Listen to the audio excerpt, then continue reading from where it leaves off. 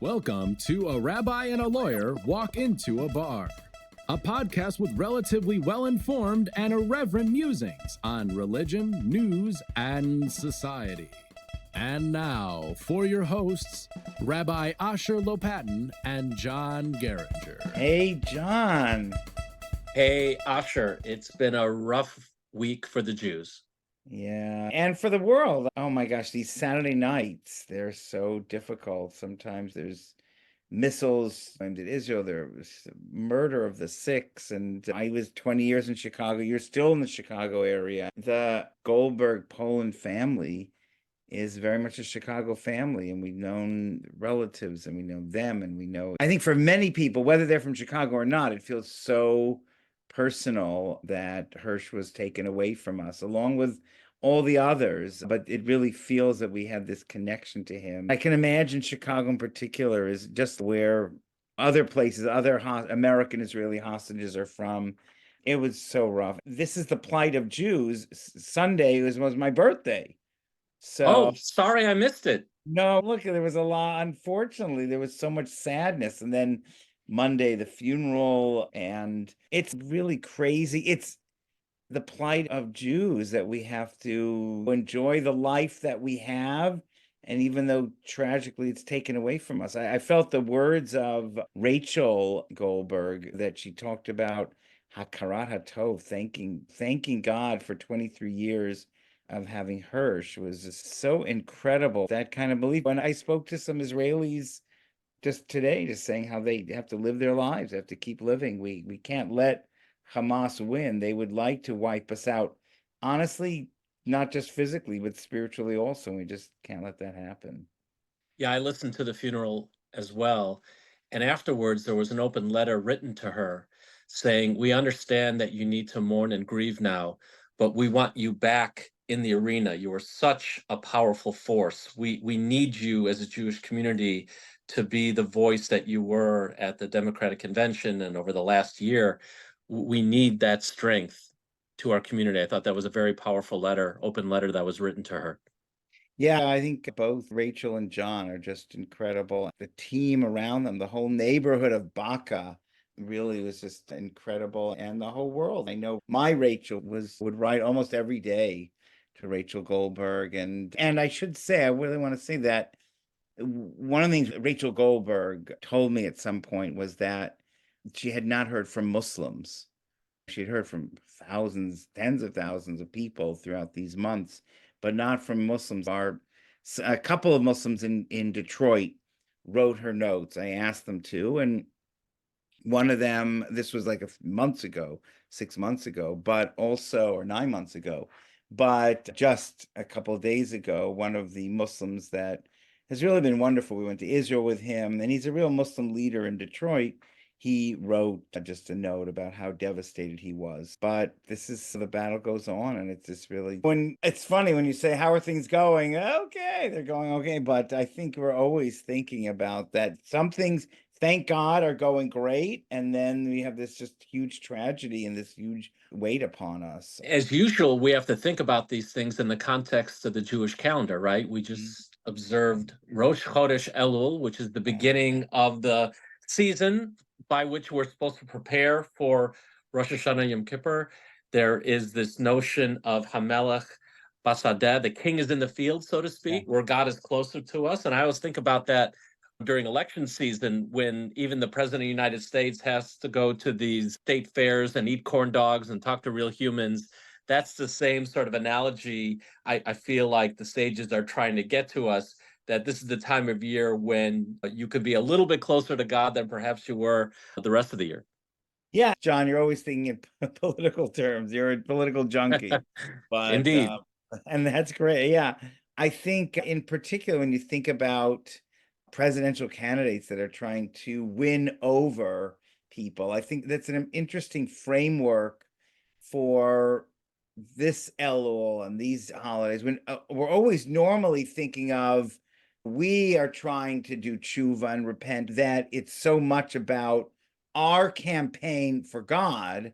In these days when there's so much frustration and so much of a question of like, where is Hashem and where is God? And it's a time where we're thinking of that God is desperate for us to feel God's presence. And in difficult times, when things are great, Baruch Hashem, oh, thank God, everything's great. Right. You know? But when things are really tough, we have to feel God campaigning for this relationship. And Elul that is an acronym. They say for Anila Dodiva Dodi Li. I am for my beloved is for me, from Song of Songs.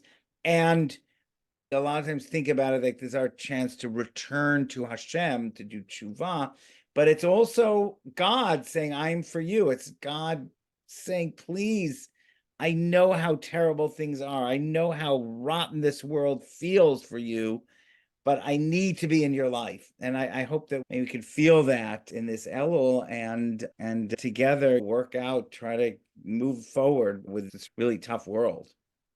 Yeah, and maybe I'm going to get struck down for this, but I've been more on the mindset of Yisrael, of grappling with God. There's been a lot of incidents over the last few weeks and months where miraculously a terrorist attack did not occur, or the IDF prevented something, or the police prevented something, and the rabbis all shout, Baruch Hashem, thank God. But I have to tell you, I have been so skeptical over the last year.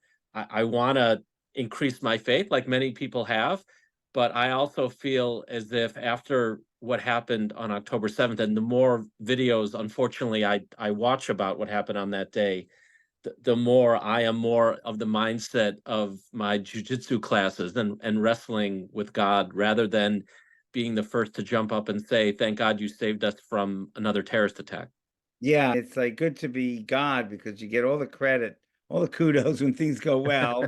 Things don't go well, God has a plan. But we do say in our prayers every day, Yotzer Or Uvorei Choshech.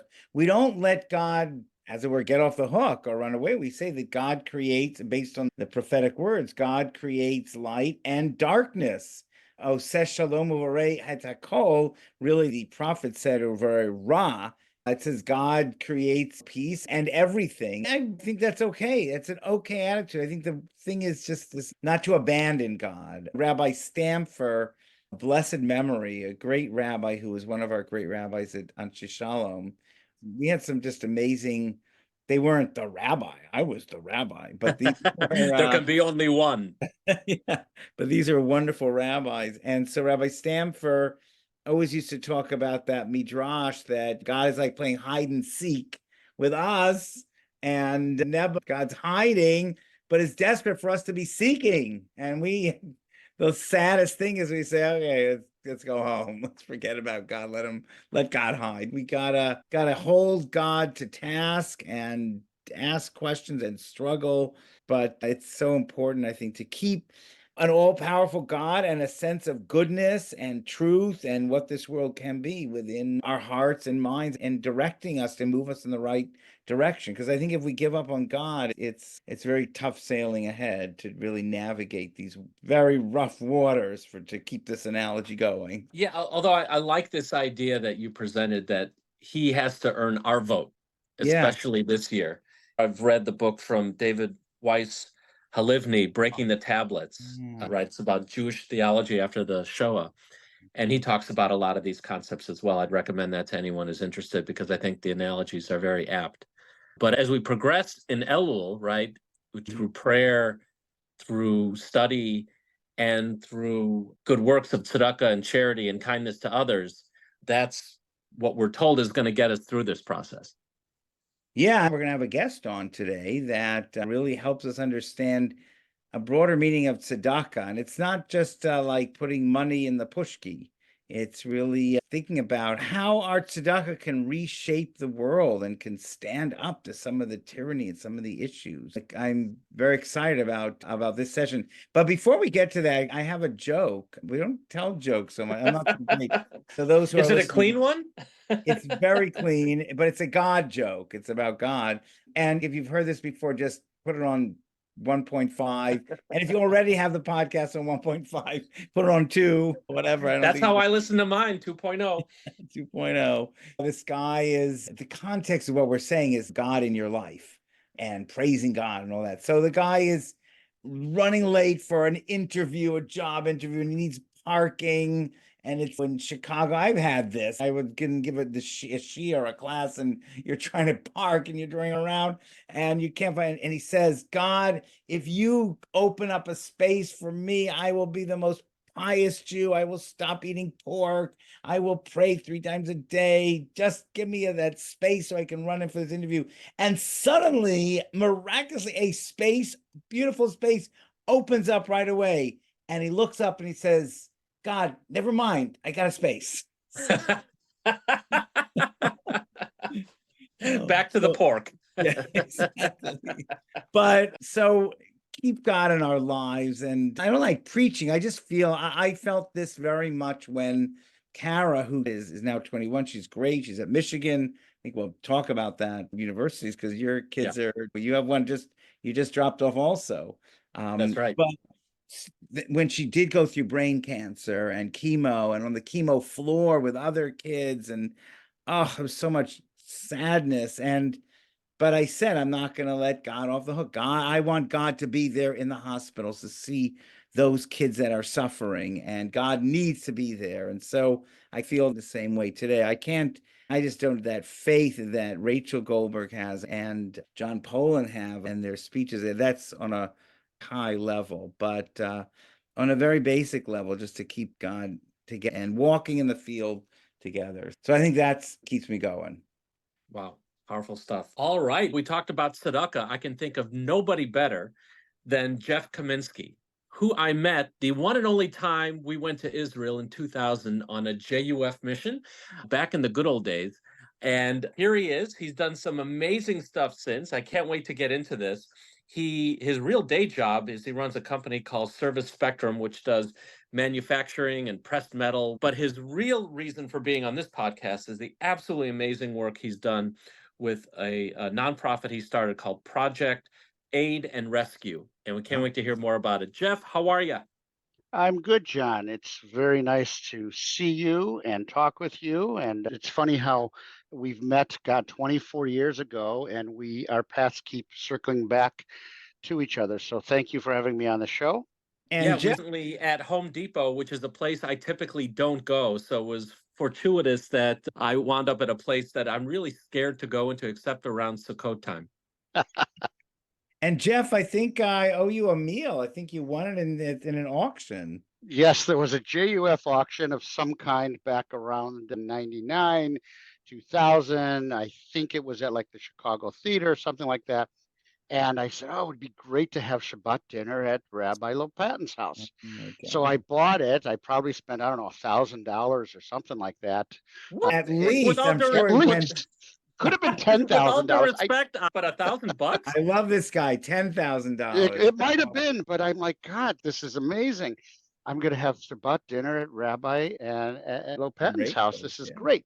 So we bought it, and I think I reached out and called you, and you were busy, and then I was busy, and it never happened. And then somebody moved away to Ann Arbor, and then I was at Ann Arbor a few months ago. We met again, and I'm like, I know you. And my daughter's there as a junior pre-med at the University of Michigan, and it's a small world. Okay, so we owe you that dinner. We'll get it. We're closing in. We're closing in. But on just it. so you might know, want I to read the fine print. I think it expired in 2006. Hey, from my understanding, a good meal at a rabbi's home never expires. Oh, nice. Well said. All right, so tell us how you started off from a machine guy to turn into this monstrous do-gooder that's making us all look bad. I hope I'm not making anybody look bad. I hope, if anything else, I'm inspiring people to want to help.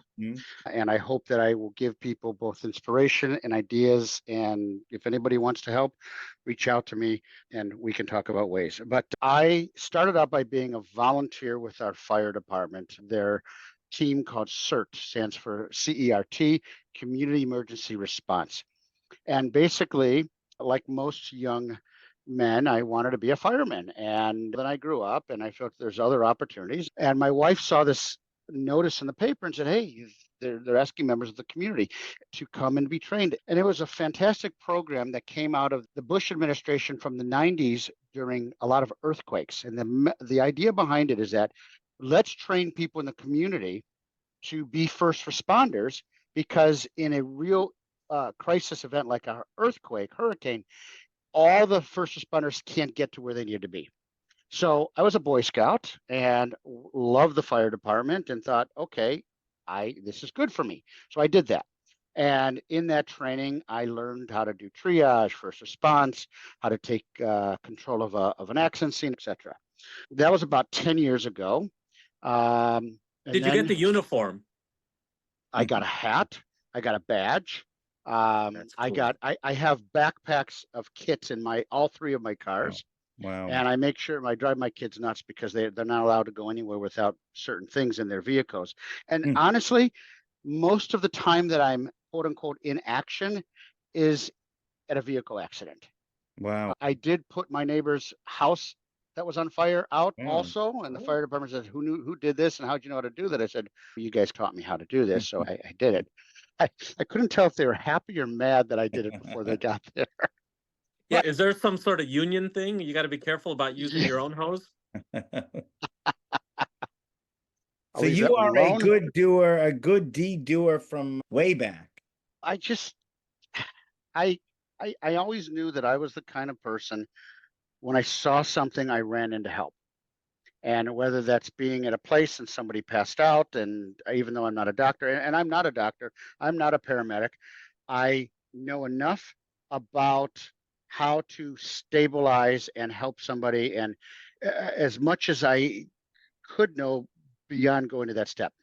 February 24th happened, 2022, the Russian invasion of Ukraine. And I'm sitting in my living room watching the TV like everybody else, saying, my God, how is this happening today? Is this really happening? And then when it became obvious that this was not just a minor infraction, but something more serious, I became fixated, and I could not figure out what else to do. I knew I needed to do something. And then I got an email from one of my friends down in Champaign, Rabbi David, and he sent an email on March 5th about how this is personal. My brother, who's the rabbi of Berlin, the Chabad rabbi in Berlin, was evacuating what was 200, then became 400 Jewish orphans from Odessa, Ukraine. Wow. And we need help. We need people to help with this. And knowing my background and reaching out to the gentleman that trained me, who was the fire chief of Northbrook, who had just retired. He was in his 50s, very young man. I called him up. I said, Dave, here's what's going on. He said, Jeff, let's go. And within a couple days, I think Monday night, this happened Friday, Monday night, we were at O'Hare Airport on our way to Germany. I've never actually been to Ukraine, but that is where it began. We started with the evacuation of 200, became 400 children. And then it became clear as people were Berlin was ground zero outside of Poland. It's the wealthiest country in Europe, and all the refugees were going there. They didn't have any place to stay. So I started going around Berlin, and I met up with a very grassroots organization in Berlin, and they had food and they had medical, and they didn't have shelter. They had run out of homes and places where they can put people. So you got a young woman with 3 children, and remember, COVID's still going on, and who were running for their lives over the past 2 weeks. I heard horror stories of cars getting shot up. They wrote children with spray paint on the car, and the Russians used them as target practice. And these women, young mothers with children, because the men were not allowed to leave unless you had 3 or more children. But what happened is that they had no place to stay. And literally some of them were wearing the clothes since February 24th. And what I started to do is go up around Berlin and rent up hotel rooms. I wrote about it on social media, Facebook, and I know that's how John heard about what I was doing, and LinkedIn. And within a short amount of time, Americans, and mostly in the Chicago area and also around North America, were sending me money, including some Israelis. They were sending me money just as an individual. They knew me or knew me through somebody else. And before I knew it, I had $30,000, $40,000. And my uncle said to me, Wow. Jeff, you're going to have to start a charity. You're going to be responsible for the taxes. I said, oh, and oh, by the way, you might have an easier time getting money if you're doing something. And I didn't want to start a charity. It wasn't my goal, but it was, okay, here's where I'm at. I can either stop, but the hotel rooms then became bus evacuations. So over the course of the first 8 weeks, we put into hotels about 2,000 people. This is in Berlin, Jeff? Mostly Berlin, a few in Poland and Warsaw, mostly in Berlin and around Germany where people were sent. And were you in Europe? Were you in Europe at the time? I was in Europe for 3 weeks. Wow. And I had met people who then worked with me to continue to do it. And I had money and I'd say, okay, I actually came home sick with COVID. Didn't realize I was sick. And then so I took a 3-week leave absence from my job at the time.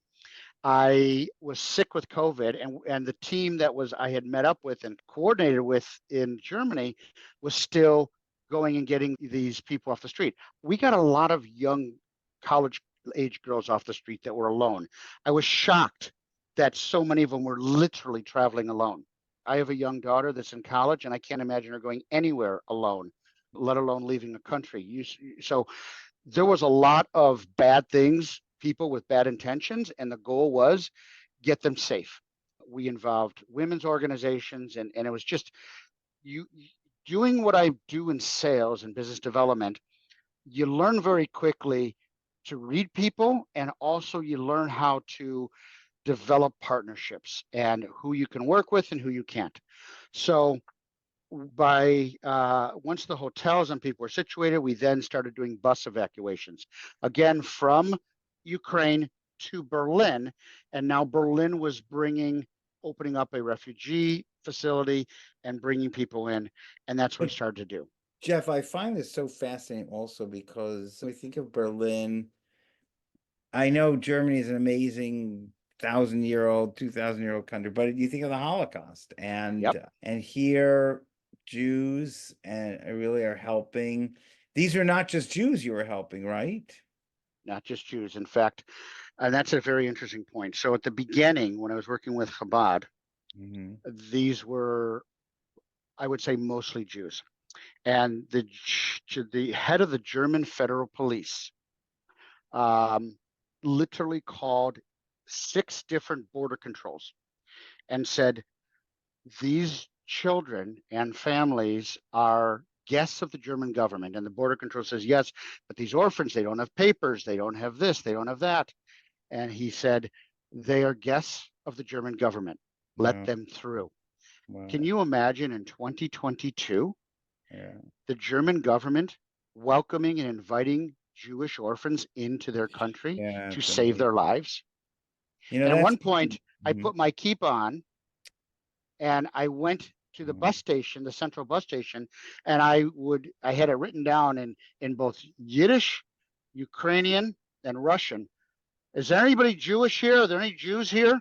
Because if there were, we were trying to get them to Israel, and we did work to send the opposite of a selection. Wow, right? It was weird. I wish I could have been there to help with my German. I don't know any of it, but Google Translate, thank God, I couldn't have done it without you. But you asked if they were Jewish. So then once that was over and I went on my own and I said, look, they're secure. Right. More for me to do. I was frustrated. I'm here with the fire chief. He went home after about a week. His daughter was having a baby. I felt defeated. And that's when I hooked up with this organization that was a grassroots that was welcoming the refugees. But I did say to them, when I took them to the hotel, I had it written out and I had everyone who translated, because we had Russian and Ukrainian translators with us.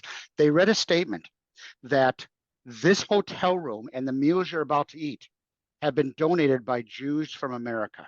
Great. And I wanted that done specifically because of the fact that there was so much history. Most people don't realize that they know of the Holocaust, but they don't necessarily think of Ukraine as death camps. And I think that there was something like 1.5 million Jews were slaughtered by not just the Nazis, but by also other Jew haters, if you will, in Yeah, the what Ice is group present day Yeah. Ukraine.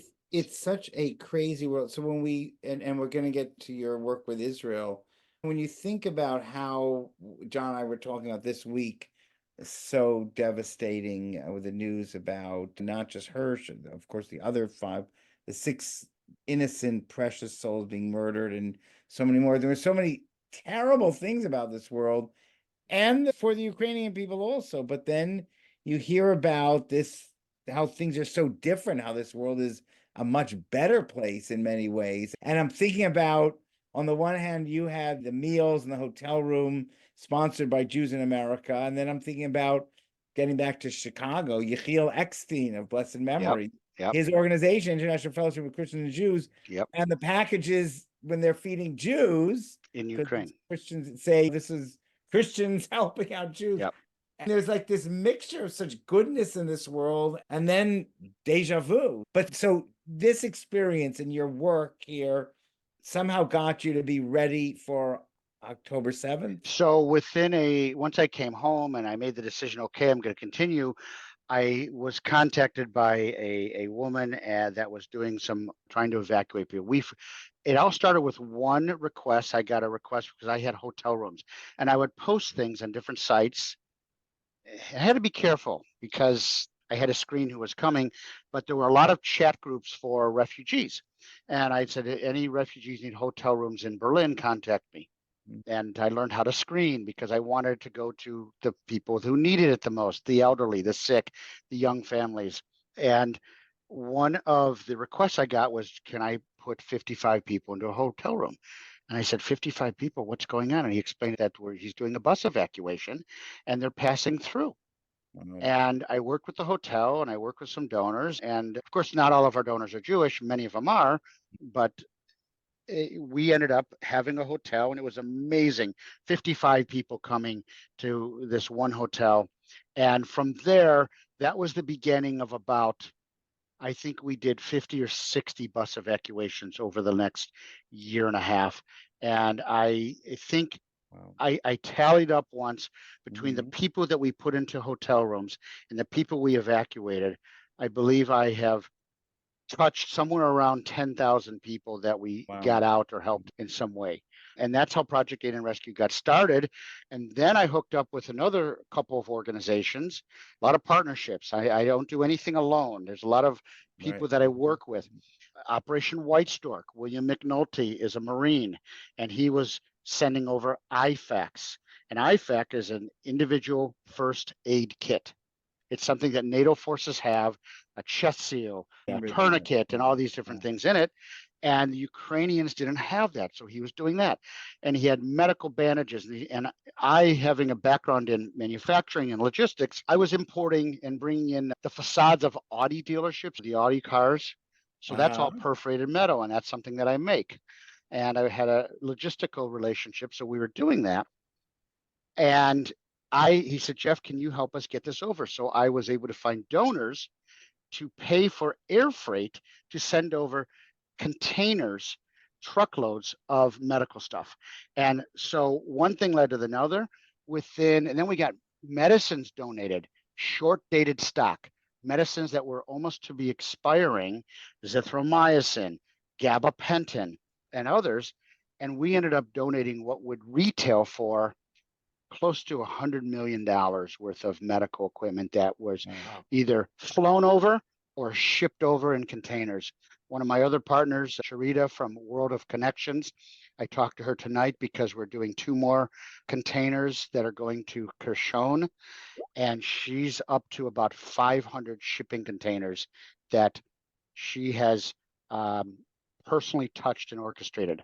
So all that led up to that logistical moving stuff in and out. That happened into the rest of 22 into 23. And then this October 7th, 23 comes along. And we all know what happened. The worst tragedy in Israel's history. The country is under attack and the entire country shuts down from being able to get aid in. Every airline stopped working except for El Al. So all the lessons that you learned from the Ukraine operation, you utilized in Israel. So I was working with an organization called UAST that was a group of people like myself who had banded together and were really helping. And you had to be very trusted. You had to work with people you knew. And we were working together in Europe and Ukraine and evacuations, but we also had an Israel chat group. Mm-hmm. And the leader, Sean, who organized this group, very quickly opened up a very specific Israel evacuation. Remember, we were trying to get people out and get aid in. And everybody was going to the Costco and buying stuff and Rite Aid and Walgreens and buying bandages and socks and throwing in duffel bags. And it was a cluster, just a mess. There was zero organization. But of course, you guys know United Hatzalah. By the way, we did not censor the second half of that cluster. So I just wanted to, I didn't. It was a cluster. That was self-centered, Jeff. Cluster muck. Yes, it was just a mess. So on these chats were a lot of large organizations, people with business experience and charity work, United Hatzalah, a friend of mine, Michael Brown. And he's literally screaming through the chat, does anybody have any way to get aid in? And I literally called every contact I had at the consulate, at the Knesset, the Israeli consulate, the Knesset. I was working who were very high up in the Ministry of Defense, people I had connected with casually through Ukraine, because even though things publicly were one way, Israel vis-a-vis Ukraine, behind the scenes there was a lot. There was quite a few very a great deal of Israelis actually had done a lot of aid and evacuations in Ukraine. And my partners that are working with still today are people I worked with, Israelis who I worked with in Ukraine, and I'm now working with in Israel. How were you able to get stuff in, Jeff, to Israel? So 6 days after the war began, I get a call from the Ministry of Health's newly created Department of Disaster and Emergency Response. And she's the head of supply and logistics. Wow. And she's calling me, just this business guy in Chicago. Look at you, big shot. I was honored. Had I known, I would have been nicer to you on our bus ride. I want to talk to you about that, actually. And it was Friday. It was right before Shabbos. It must have been Shabbos already for her. And I was like shocked. And I immediately got Sharita on the phone. And I said, okay, what do you need? What do you have in place already? And she says, we don't have anything. Wow. I said, what? You don't have any logistics? No. I said, how is that possible? You're Israel. She says, we're Israel. We're used to sending stuff out, not bringing stuff in at this level. So I set up a meeting the very next morning, and I brought on 10 people, including one of I call her a colleague partner who was with the United Nations, the World Health Organization, and many other logistics and supply people. And it became clear right away that they needed help. Their main goal was getting medical equipment to the hospitals. They had to fortify 40 hospitals in Israel because they were afraid of attacks. Wait, Jeff, the UN helped get supplies to Israeli hospitals or no? It wasn't UNRWA. No, it wasn't. But this person who worked with us in Ukraine was part of the World Health Organization. She was Jewish, and she's a very high-level young woman, and she knew how to work with government-to-government entities. And she said, there's ways that this needs to happen, but Israel needs to initiate things. So I learned very quickly something I wasn't used to, and that's this thing called politics and bureaucracy. I'm a bit of a maverick. I don't like in sales and business development. You have to figure out how to get from point A to point B. Sometimes you go over, under, around. It's not so crystal clear, but you got to figure it out, and you're used to getting no's. I was not used to the bureaucracy of the Israeli government. And so naive. He learned fast. So naive. And I could you think bank regulators are tough. You're right. I could send nearly or newly and recently expired medications to Ukraine, and they would welcome it in because if it's for humanitarian purposes, obviously it still has a shelf life after the date. Israel says, no, absolutely not. First of all, they make most things there, but there was a shortage. And remember at the beginning, there was this huge controversy between everybody knows soldiers. Everybody knows people who are caught up, and they're like begging for helmets and vests and this and that. And the Israeli IDF government said, no, we got everything. It just takes some time to get. Here we are 11 months later, and the troops and the people on the front lines are still requesting it. Wow. So shame on those people. And I'm not going to mention any names right now, but we roll up your we don't want to sleeves get canceled as a podcast. So let's be Yeah. careful about It enough causes out there ratings already. to go up. A little controversy causes ratings to go up, actually. So the Ministry of Health focused on these hospitals, and they needed stuff. And then Amazing. they gave us a list of things. And I contacted JUF, and I said, hey, I've been contacting. They're like, well, why are they contacting you? And I said, I don't know, maybe It's because an I've interesting story about how sent $100 million worth of antibiotics and medical equipment to Ukraine. Maybe I actually do know what I'm doing. And eventually, working with JUF to whatever extent we could, I knew they could do certain things, and there's certain things that they couldn't do. Yeah. This is how it works. It's just you've got to stay in your lane. And who's going to play you in the movie, though? I know. No, but it's an interesting story about how individuals, you can't just leave it up to the big institutions, whether it's the government of Israel or the ministry, or whether it's Jewish organizations here. They're wonderful. I work for one, but I work for a little foundation, a little federation. It's interesting how you gotta be a little Jeff entrepreneurial, Kaminsky. really. It's like charity entrepreneurial. Yeah, absolutely. Yeah. I think we're gonna have to wrap it up here, but it was so inspired by that you weren't turned off. Also, like Ukraine, you weren't turned off by the UN. Ukraine, you weren't turned off by Ukraine. I don't know. There was a lot of, like you said, a lot of anti-Semitism. Ukraine doesn't always vote. They vote against Israel in the UN a lot. So you weren't turned off by all this. I was interested in helping save lives. Yeah. Okay. It's the right thing to do. You could say it's the Jewish thing to do. I went to Camp Ramah. I learned about Israel through Camp Ramah, and of course, my own synagogue. I think I said it on that trip when I was vice president of YLD. And I remember saying at one point, I'm not the guy that's supposed to be sitting here. And I'm not the guy that's supposed to be sitting here because I wasn't raised in a Shomer Shabbos home. My father was not interested in any religiosity whatsoever. My mother was the driver to get us to Hebrew school, and because of that, I went to Ramah. And through Ramah, I learned about Israel, and I went on seminar. And I am who I am a lot because of the Jewish camp experience, as well as the other things that happened in my life. I don't like bullies. I was bullied as a kid. I was called a kike as a kid in junior high. And my dad said, either you kick his ass or I'm going to kick yours. And he taught me how to fight. And he literally that is the south side of Chicago, for those of you who are not from here. I grew up in South Holland, Illinois, and then later moved to home in Flossmoor. Wait, so I got to hear what happened. So you went up to the bully and you kicked his tuchus? He was a foot taller than me, and every day in gym, he called me a kike. So what happened? Your dad? I was a spineless kid, and he took me out back. He said, I'm going to teach you how to fight. I said, Dad, the guy's going to kill me. He says, no, you throw a punch and then another punch and another punch, and you do not stop. I said, what if you get tired? What if I get tired? He says, you won't. There's something called adrenaline. I said, adrenaline, right. What's that? You'll learn.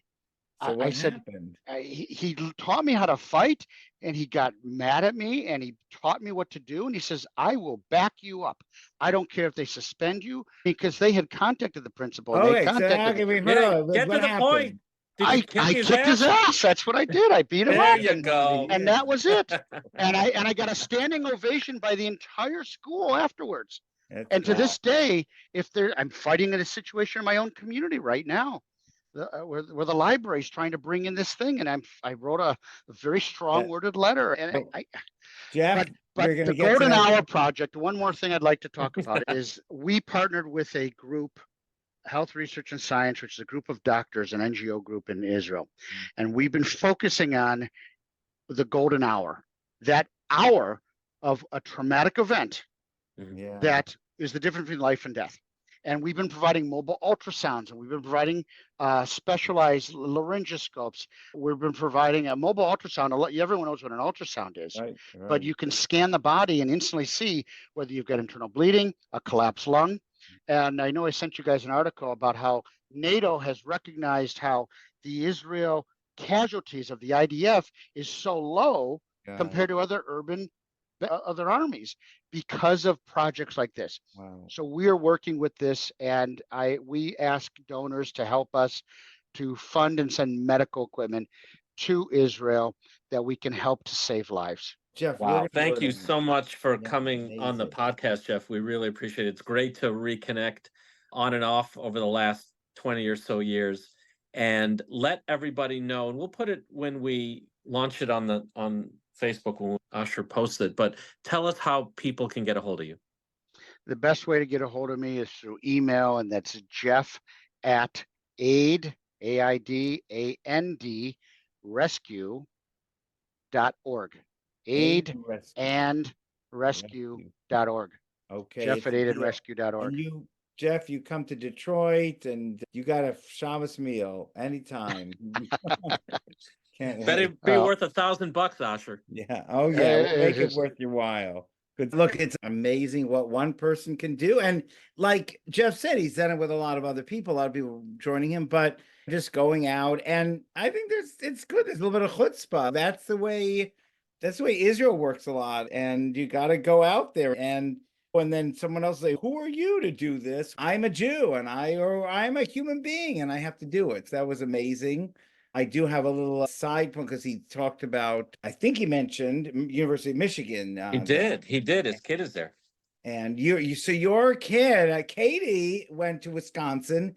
My daughter, and this week, my daughter is a sophomore in Michigan, and I went to a vigil that the students did for the 6 that were murdered and for all those who are still held hostage and who were killed. And it was I'm finding that there were like hundreds, and I think it was 500 or 1,000, but huge group of students. They're young, and all the groups came together. Chabad, the JRC, they're more ultra-Orthodox, Kiruv group, Hillel, J Street U, go figure. Wow. Everyone came together and it was beautiful. There were no protesters at that. I'm so optimistic, and call me naive, but I'm seeing a shift. And I'll just say that from Michigan's point of view, the week before, there was a small group that did a die-in protesting on the diag, and the police hauled them away, and they arrested 4 people who weren't, of course, even students who were there. They're really cracking down on it. There's no encampment there, and it's a small group, and we're seeing that NYU is saying explicitly that if you discriminate against Zionists, you're discriminating against Jews, and that because Zionism is part of the Jewish identity for many Jews. And it looked like the Michigan cops were growing a backbone. Yes, that's all it takes. Gosh, look, some places, I don't know, people can write in, but I think there's a lot of deep-seated anti-Semitism at Harvard in some places. So that's a harder problem. But Michigan is a good institution. I don't think there is embedded anti-Semitism, but there is this wimpiness and lack of courage. And now they're just getting, like you said, a backbone. And University of Illinois also declared that discriminating against people because of their Zionism is discrimination. It's anti-Semitism because most Jews love Israel and care for Israel, and Israel is special for most Jews. That's in their identity. What about Wisconsin? It's funny. We brought her into the dorm, and then we were going to go walk on the quad. And I said something to the effect, "Let's go see some protests." And of course, she wanted to shut me up right away. But we walk around, and there was nothing to be seen. Zero. The only thing I saw was a little bit of chalk on the sidewalk, and then we saw someone yelling, and then we realized she was just a random crazy person who had nothing to do with Palestine or Gaza or Hamas.